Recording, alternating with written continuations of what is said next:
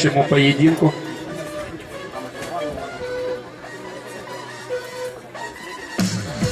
Бойцы готовы? Маршалы готовы в бой! Аплодисменты нашим бойцам, аплодисменты представителям, так сказать, обоих полов. Илья, это не будет засчитано, можете не бить с такой силой, это бесполезно. По философии нашего подсчета очков, вне зависимости от пола и красоты бойца, считываются только сильные удары. А если бьет красивый боец? Я вот покажу такой красивый бьет.